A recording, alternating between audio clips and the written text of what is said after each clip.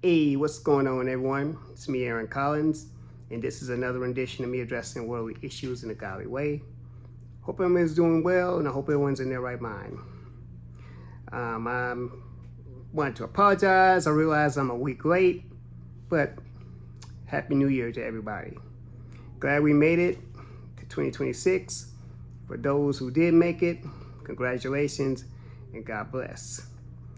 So 2026 has started out with a bang, with the Trump administration recently arrested the president of Venezuela, as well as dropped bombs on ISIS targets in Nigeria, of all places.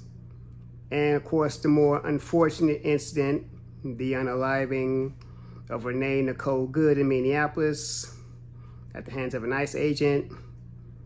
My condolences to her family.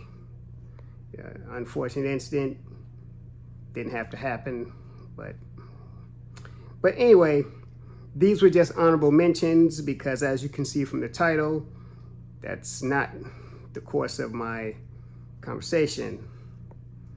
So yeah, without further ado, let's get into the commentary. So back in 1993, there was this little known movie called Menace to Society. Movie came out around the same time as, say, Boys in the Hood, New Jack City, had similar subject matter.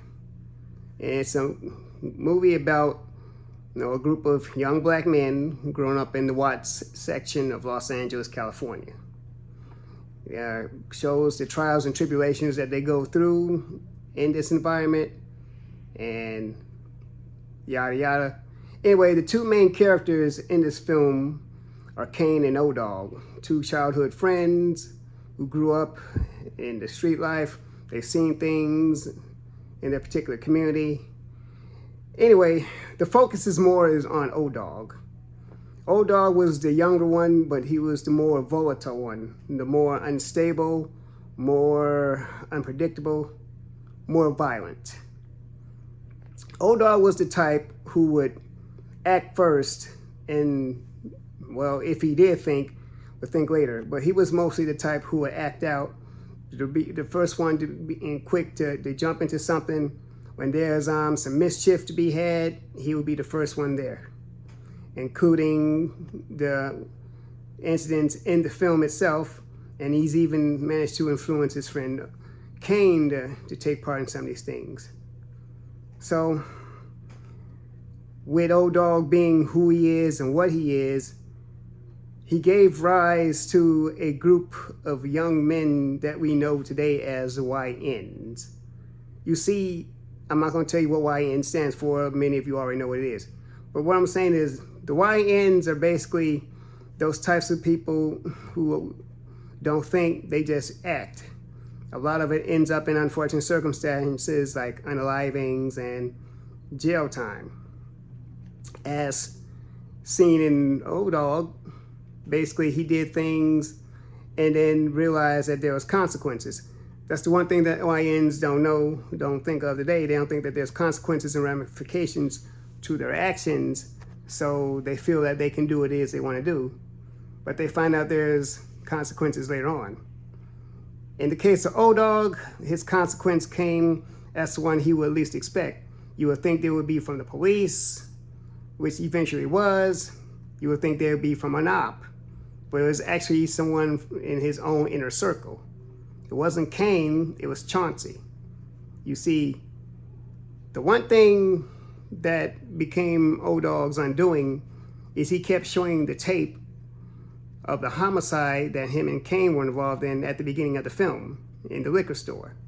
He kept showing the tape over and over again, even at the behest of Kane himself, even telling them to stop showing the tape. But O-Dog, thinking that nothing was going to happen, he kept showing the tape, and eventually he ran afoul of Chauncey, and Chauncey is the one who turned the tape in to the police. So what am I saying? I'm saying that to YNs today, that there are consequences to what you do. What that means is that you may get away with it today, you might get away with it tomorrow, hell, you might get away from it a week or a month from now, but eventually you will always get caught. You will eventually get caught because no one gets away forever. And then a lot of times you're sitting there wondering how you got caught, because it's not always the ops that'll get you caught up.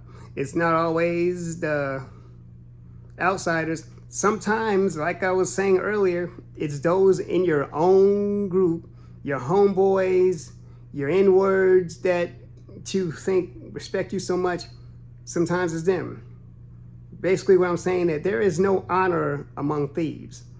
So there's no honor in the so-called street life.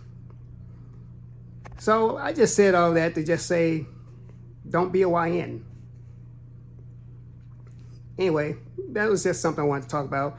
This is the first video officially of the year I'm dropping. I am going to go back to putting content out. This is just something I just wanted to talk about. No particular reason why I'm talking about it.